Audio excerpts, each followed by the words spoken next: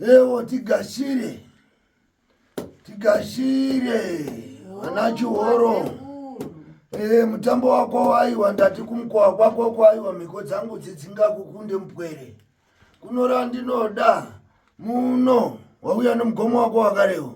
Aiwa matara ako obudira pano pamkuwa wachangamiri wakateteka. Kunora kororo pfuma mugomo wako wakarewo. Aiwa pfuma yako woiboya pakarepo. Ndinodara nyazi ubve nemashere nako pano pamkuwa wakateteka. Ewo ndakuamba dare rako mpwere. Resero randa kuchekaidza ino riri bedambe.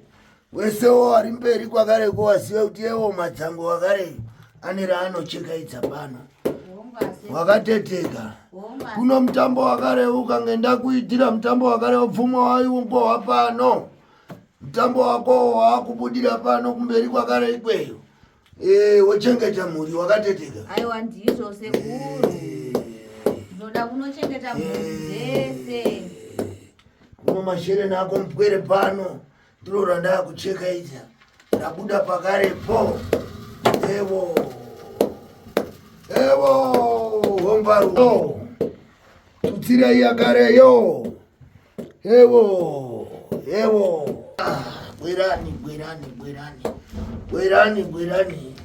Bwerani ndarama. Ewo bwerani ndarama.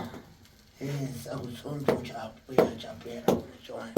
Ewo bwerani ndarama. Ewo mzeyama. Pfuma yompwere ndio amamugajidza. Tutsira yakareyo.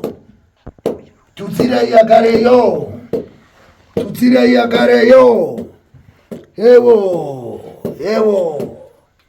Wachoncho rona.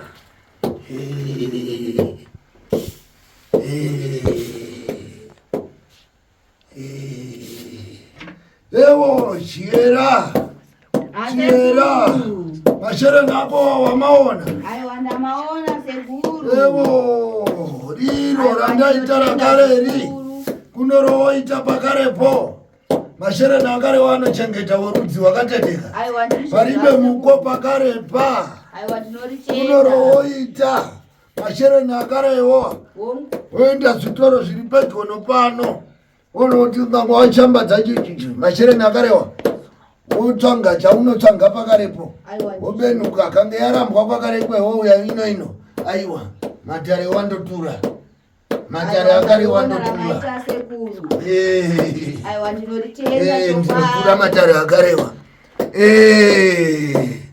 Mashere nakarewa woenda kwakare ikweyo. Unongowa chaunoda kwakare kumastoro kwakareko. Wakateteka. Aiwa ndinotenda. Iyo pfuma yako fasha iyo. Aiwa ndafara. Wochengeta wapwere pakarepo.